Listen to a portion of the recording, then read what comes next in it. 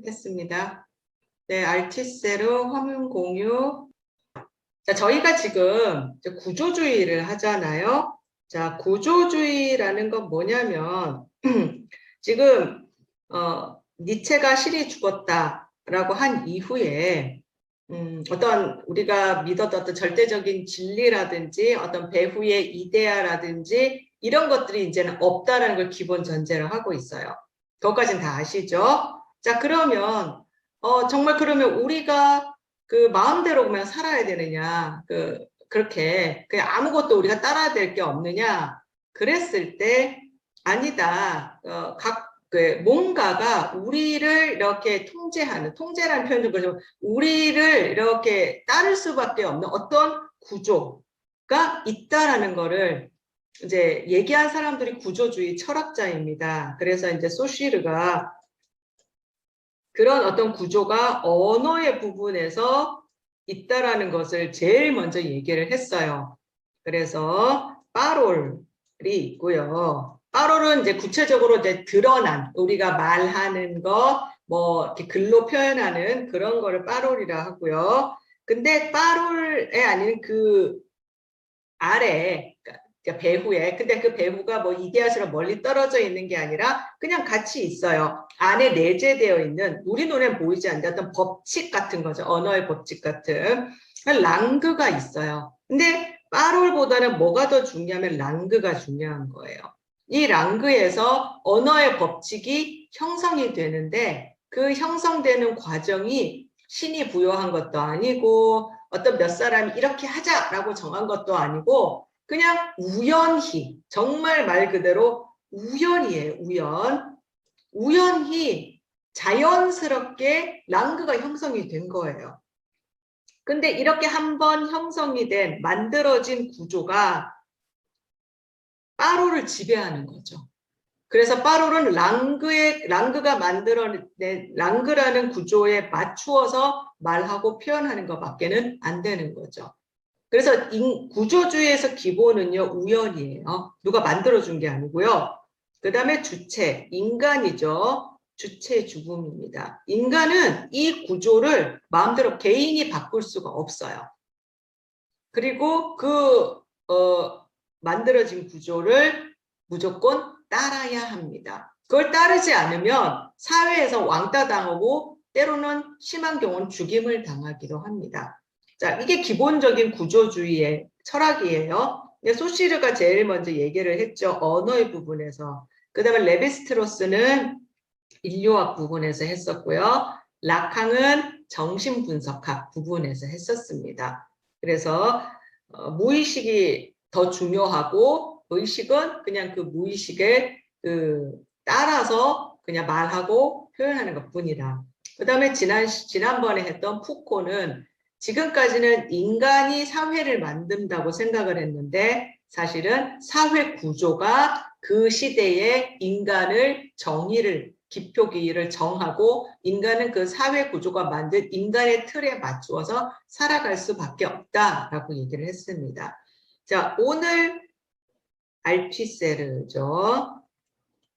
알티세르 본인은 아까 다들 말씀하셨듯이 본인은 구조주의 철학자로 얘기하지 않았고 구조주의라고 불리는 걸 싫어했지만 이 사람이 이렇게 주장한 것을 보면 구조주의 철학을 따르는 거예요. 그 방법을 그대로 따르는 거예요. 그래서 구조주의 철학자로 분류가 되고 있습니다.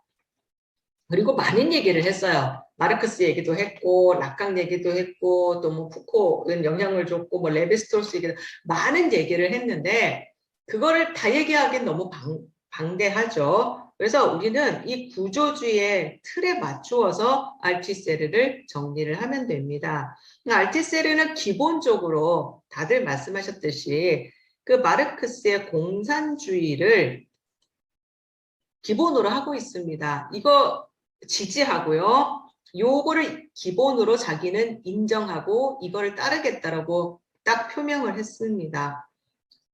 그래서 요 공산주의를 이제 그 어떤 틀이나 어떤 그런 기본 지지하는 입장을 가지고 어떻게 하느냐. 근데 알티세르는요.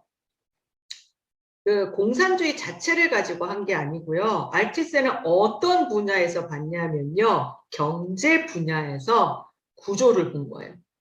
경제. 물질 경제, 바로 그 경제입니다.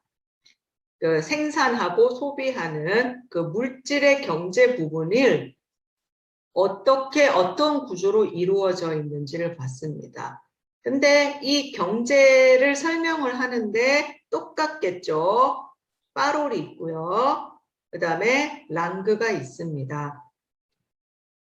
자, 요거를 설명을 할 때, 자, 마르크스 잠깐 얘기를 해보면, 마르크스는, 그 물질의 그 경제, 그 생산, 관계, 대상적 활동이라고 하죠. 어떤 인간이 있고요. 그 다음에 어떤 대상이 있어요. 이 대상에 대상적 존재력을 발휘합니다. 이거를 이제 경제적인 용어는 노동이라고 하는데 대상적 존재력을 발휘해서 무엇을 만들어내냐면은 이제 상품을 만들어내고 상품, 작품, 제품을 만들어냅니다. 자, 요게 이제 하부 구조예요. 근데 마르크스는 이게 가장 기본이고 이게 중요해요. 여기에서부터 나중에 무엇이 나왔냐면 상부 구조에 해당되는 윤리도덕, 그 다음에 종교, 정치, 교육, 예술 이런 것들이 하부 구조가 먼저 생겨났고 상부 구조는 이 하부 구조를 지지하기 위해서 나오게 됐다라고 얘기를 하는 거예요. 아까 이데올로기 말씀을 하셨는데 그 이데올로기가 어디에 해당될까요? 하부 구조일까요? 상부 구조일까요? 그렇죠. 여기에 상부 구조에 해당이 됩니다. 그래서 하부 구조가 중요해요. 자, 알티세르는 요걸 기본적으로 따릅니다. 그래서 자, 랑그에 해당되는 게 뭐냐면요. 이 책에 이렇게 나와요. 능기소기, 기표, 기의. 자, 우리가 많이 이제 아시다시피 기표는 능기라고 하고 기의는 소기라고 합니다. 같은 뜻인 거 다 아시죠? 자, 기표와 기의가 있는 거예요. 경제 부분에서. 이게 랑그죠. 자, 이게 경제예요. 생산 관계에 해당되는 거예요. 그래서 기표는 뭐냐면요. 생산 관계입니다. 어떤 관계로 이 물질, 경제가 이루어지는지, 그 다음에 기의는 생산 관계를 통해서 어떻게 그 생산력이 극대화되는지, 생산력. 어떻게 하면 많은 산물, 작품, 어떤 결과물들이 나올 수 있는지. 그래서 물질적인 부분인 거죠. 마르크스 이론에 따르면 하부 구조에 해당되는 거죠. 자, 그렇게 되고 이게 랑그예요. 이게 더 중요해요. 그러고 나서 파롤은 뭐냐면요. 상부 구조에 해당되는 겁니다. 종교, 교육. 이 생산관계, 생산력을 지탱해주고 지지해주는 정치, 윤리, 도덕, 예술 등이 이제 나온다는 거예요. 자, 요게 이제 구조주의 기본 틀입니다. 알티세르가 얘기하는.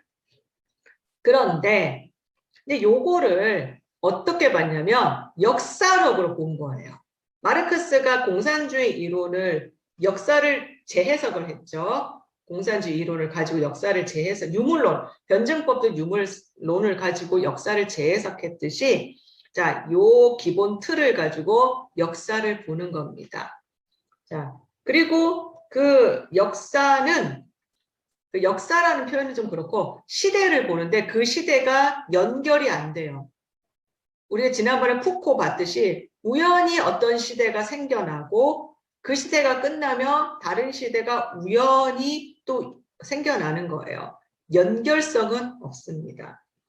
자, 그래서 이제 보니까, 근데 이 시대가 뭐 신이 만들어준 것도 아니고 그냥 우연히 자연스럽게 시대가 이제 만들어지는 겁니다. 그래서 알티세리가 요 랑그와 빠루를 가지고 시대를 보니까 가장 먼저 원시 시대였어요.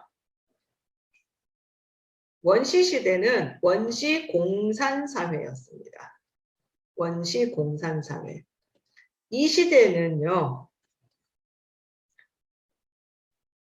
계속 이동을 했습니다. 수렵과 채집. 그러니까 사냥을 해서 먹고 살았던 시대예요.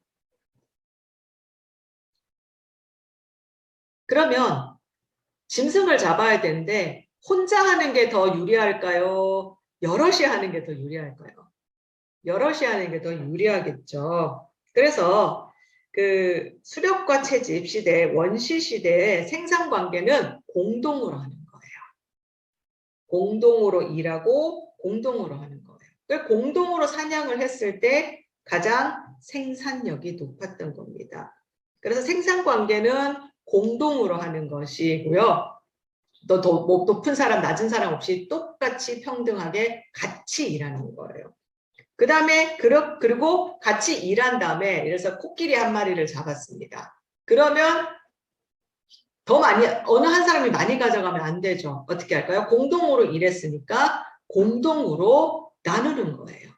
근데 그렇게 했을 때 이 수렵과 채집을 하는 그 원시 시대에는 가장 생산력이 높더라는 겁니다. 그래서 그 원시 공산 사회에서의 기표는 공동으로 일하고 함께 일하고 함께 나누는 것. 그것이 생산 관계이고요. 그렇게 했을 때 생산력은 가장 높았다라는 겁니다. 자, 그런 생산 관계와 생산력을 가지고 이제 뭐가 나올까요? 그렇게 살아야 한다라고 교육이 이루어질 거고요. 그 다음에 이런 공동으로 일하고 공동으로 분배하는 나누는 그런 것을 지지하기 위해서 그건 신의 뜻이야 라고 하면서 종교가 생겨났고 그 다음에 도덕윤리 또 예술 정치도 그것을 기반으로 나중에 빠롤이 생겨났다라고 보시면 되겠습니다. 그리고 이런 방식이 원시 시대는 이랬다라고 역사에 이제 남아 있는 겁니다. 자, 원시 시대가 이제 끝났습니다. 그러고 나서 우연히 다음 시대가 나오는데 고대입니다. 고대 뭐 귀족 사회라고 해도 되고요. 고대 뭐 마르크스 편 노예 시대, 노예 제도라고도 보면 되는데 귀족 사회로라고 하겠습니다. 고대 시대입니다. 자, 원시 시대에는 계속 이동을 했어요. 수렵과 채집을 했었는데 고대 시대로 넘어오면서 바뀌었습니다. 농경 사회입니다. 또 돌아다니다가 이제는 정착을 하게 됩니다. 정착을 하면서 이제 농사를 밀, 뭐 쌀 같은 것을 심고 거두는 이제 농경 사회가 됐죠. 자, 농경 사회가 되다 보니까 뭐 농사를 지으려면 기본적으로 뭐가 있어야죠? 땅이 있어야 되죠. 그렇죠? 그 다음에는 일꾼들이 많이 필요해요. 그래서 이 고대 귀족, 고대 시대에는 어떤 생산 관계가 생기냐면요. 귀족과 노예라는 생산 관계가 생깁니다.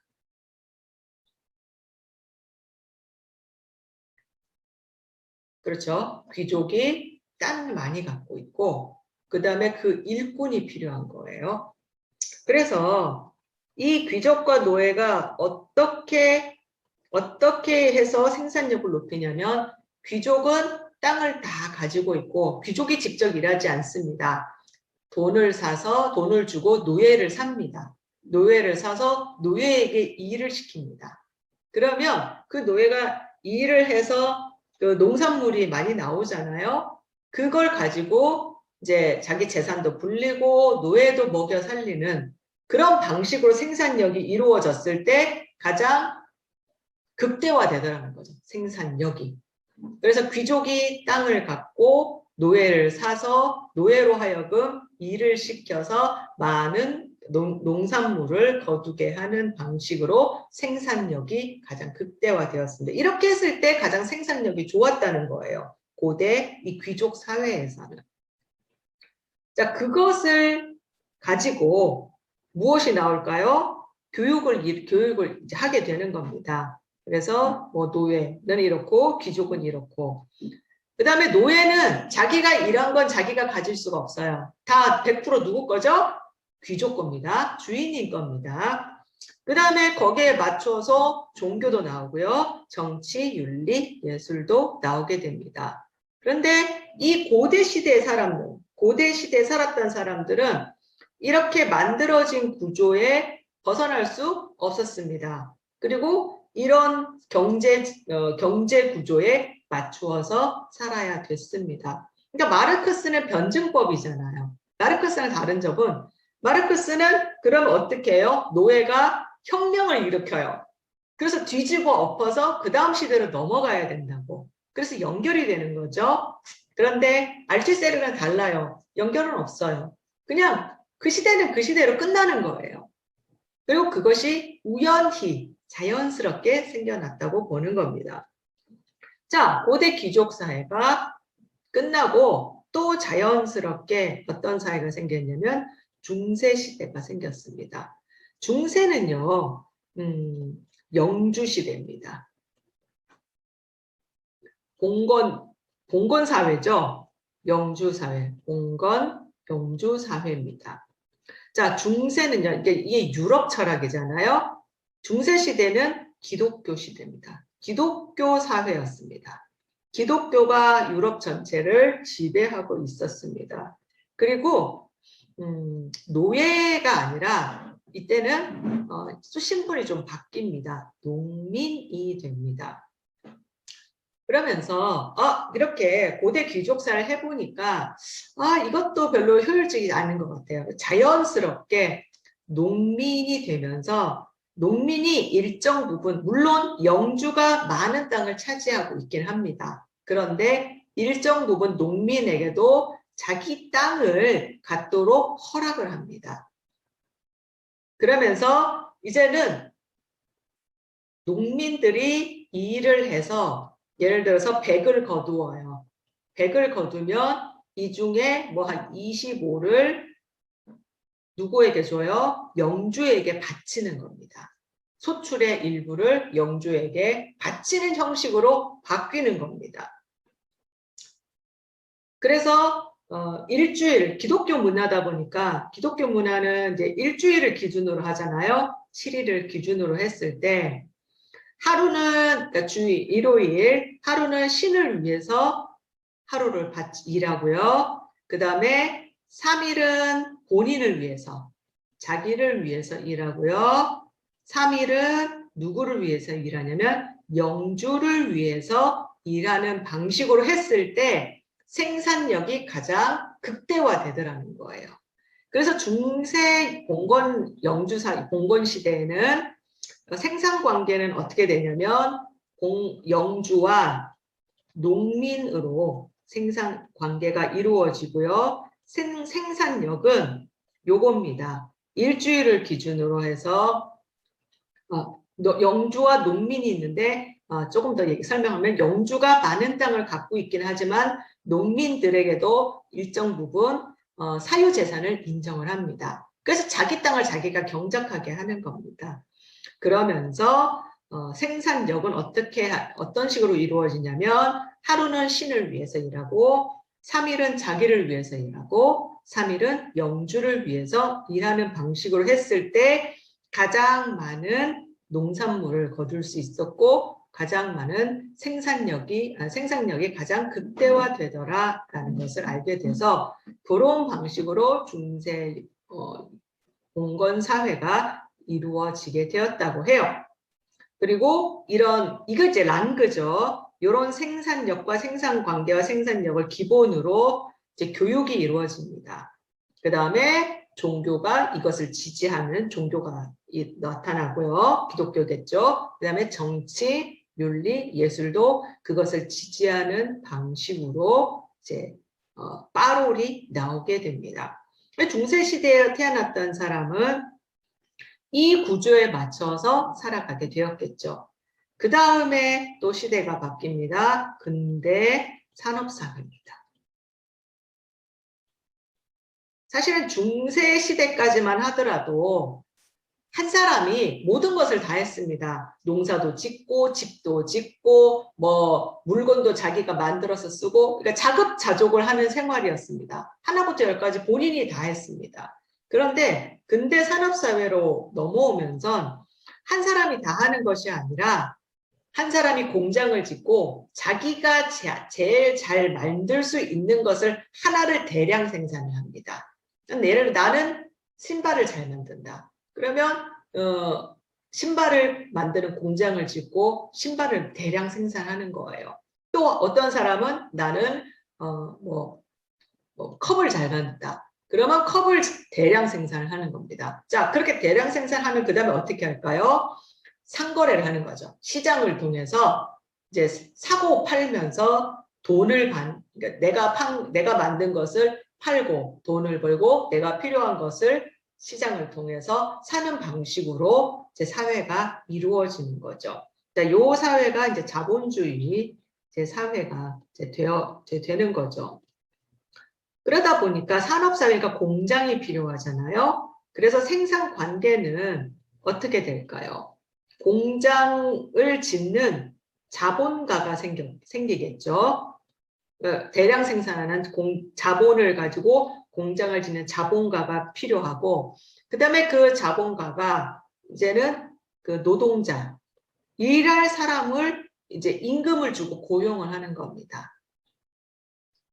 생산관계 이런 관계고요. 그럼 생산력은 뭘까요? 자본가가 이제 자본과 공장을 이제 짓고 그 다음에 노동자를 고용해서 노동자에게 월급을 주는 거죠. 임금을 주고 그렇게 일을 하게 했을 때 가장 생산력이 높더라는 거죠. 물건이 많이 생산되는 거예요. 또 일을 더 많이 하는 사람에게는 더 많은 돈을 주는 거죠. 그렇게 했을 때 가장 생산력이 높더라는 겁니다. 그렇게 생산 관계와 생산력을 통해서 자본주의 사회가 자연스럽게 형성이 되었습니다. 자, 그런 자본주의 사회가 형성이 되면서 상부구조인 마르크스는 상부구조고 파롤에서 무엇이 나올까요? 이것을 지지해주는 교육이 이루어지고요. 그 다음에 종교, 그 다음에 정치, 문화, 예술, 윤리, 도덕 등이 만들어졌습니다. 이제 7세기, 18세기 산업사회 이후에 지금까지도 사실은 이어져 오고 있죠. 이 자본주의 사회가. 그러면서 이 시대에 태어난 사람들은 이 자본주의 구조에서 벗어날 수가 없습니다. 지금 저희는 뭐 자본주의 사회에 살고 있는 거고요. 전 세계가 어떻게 보면 자본주의 사회가 대세잖아요. 그래서 이런 말 하는 거예요. 돈이면 다 된다. 다 돈 벌려고 하는 거 아닌가. 자, 그런 말을 하는 것도 이런 구조에 살고 있기 때문에 그런 말을 하는 겁니다. 그런데 알티세르는 이것을 이제 비판하는 거죠. 이 자본주의 사회가 처음에는 이렇게 했더니 생산력이 극대화됐는데 문제가 발생을 하죠. 자본주의의 문제. 뭘까요? 부익부 빈익빈이죠. 부자는 점점 더 자본가는 부자가 되는데 노동자는 죽어라고 일해도 점점 더 가난해지는 그런 문제가 생긴다고 본 겁니다. 그래서 이 시대는 이제 망할 수밖에 없다. 생산력이 떨어진다. 그러면 어디로 가야 되느냐? 마지막으로 공산사회로 가야 된다는 거예요. 원시 공산사회는 또 조금 다릅니다. 이상적인 공산사회로 가야 한다고 얘기를 합니다. 그리고 20세기에 공산사회가 한번 실현이 됐었어요. 그쵸? 실현이 됐었는데, 이제 결국은 이제 실패로 끝났죠. 하지만 알투세르는 이 공산사회가 결국은 가장 이상적이기 때문에 이렇게 가야 하지 않겠느냐라고 이제 희망을 하는 겁니다. 자, 그러면 공산사회에서의 생산관계는 뭘까요? 뭐 자본과 노동자 구분 없이 공동 생산하고 공동으로 같이 일하고 공동 분배입니다. 이렇게 했을 때 생산력도 가장 높더라는 겁니다. 그래서 요 시대 이상적인 공산 사회의 요 공동 생산, 공동 분배를 이렇게 구호로 한다면 능력만큼이라고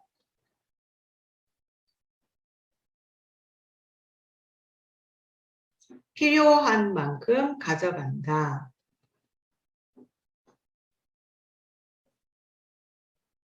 얼마나 좋습니까?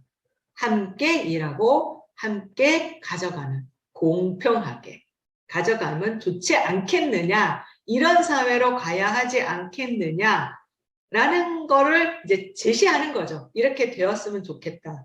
그러니까 그래서 이상적인 거고요. 요거는 알티세르가 이렇게 가야 한다라고 희망사항인 거고, 아직까지 이 시대는 오지는 않았습니다.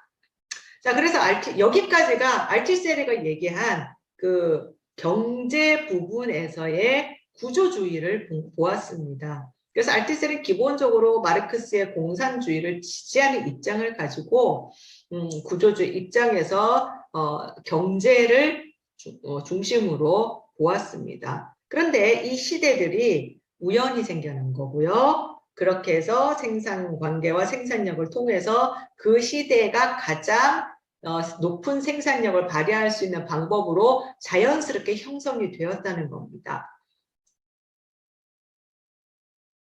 여기까지가 제가 이제 말씀드린 알티세르의 정리인데요. 질문 받도록 하겠습니다. 질문 있으신가요?